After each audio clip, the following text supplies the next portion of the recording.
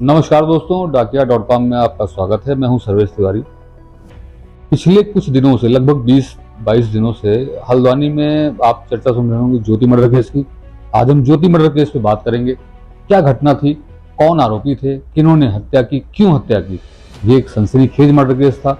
मूल रूप से राजस्थान की रहने वाली ज्योति मेहर, 35 साल की युवती, योगा ट्रेनर, हल्द्वानी में किराए पर रहती थी। मुखानी थाना क्षेत्र पीली कोठी में जगहपुरम में किराए पर रहती थी वो, और अपने घर के पास स्थित Ajay yoga and fitness centre में as a trainer, yoga trainer वो काम करती थी।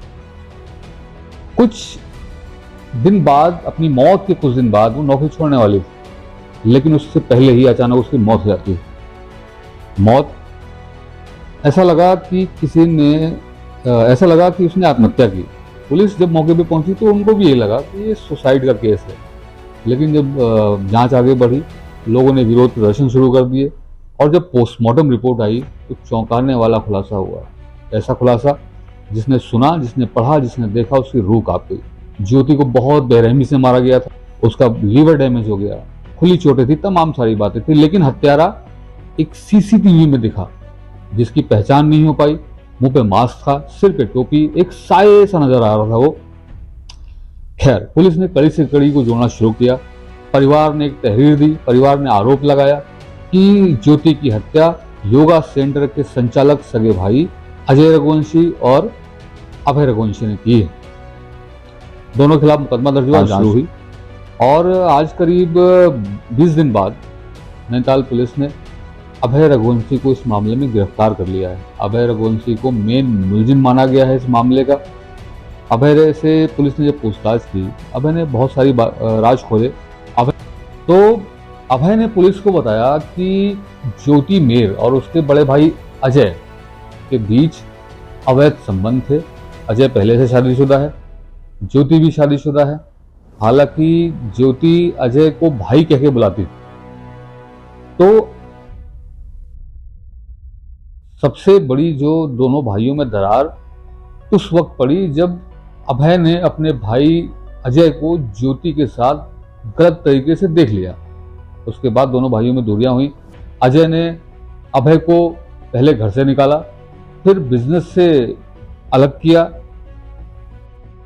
अभय के दिमाग में इस बात को लेकर खुन्नस हो गई कि ज्योति की वजह से उसके साथ ये सब हो रहा है।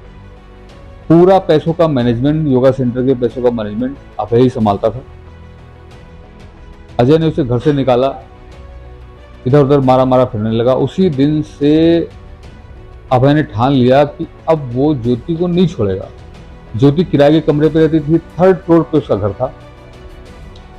एक रात अचानक वो उसके घर पहुंचा। ज्योति कुछ समझ पाती इससे पहले ही वो हमलावर हो गया। उसने ज्योति को बुरी तरीके से पीटा, उसकी चुंडी से ही उसका गला घोटा, मारा और चुपचाप वहां से निकल गया। हत्याकांड को अंजाम देने के बाद अभय नैनीताल पहुंचा। नैनीताल से उसने टैक्सी बुक की और टैक्सी बुक करके सीधे नेपाल। यहाँ पुलिस परेशान, परिवार परेशान, लोगों ने धरना प्रदर्शन शुरू कर दिया। लगातार कई दिनों से धरना प्रदर्शन चले, पुलिस का घेराव किया गया, और आखिरकार अभय अब पुलिस की हिरासत में है। अभय ने जो खुलासे किए हैं चौंकाने वाले हैं। ईर्ष्या, जलन, पैसों की तंगी, यही वो कारण थे, मुख्य कारण थे, जिसकी वजह से अभय ने ज्योति को बेरहमी से मार दिया।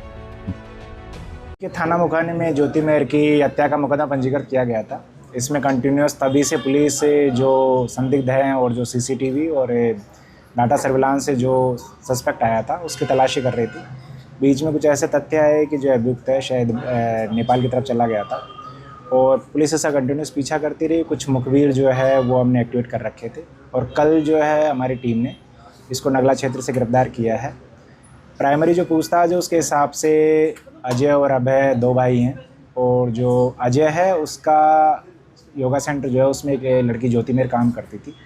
उन दोनों के बीच में अवैध संबंध हो गए, और अवैध संबंध होने की वजह से जो अजय है उसने अपने भाई अभय को धीरे धीरे खर्चा देना बंद कर दिया, और उसको अपने घर में बुलाने से भी मना कर दिया, और उसको जो है घर से निकाल दिया। इसी चीज़ से अभय नाराज़ हुआ और उसने ज्योति मेहर की हत्या कर दी।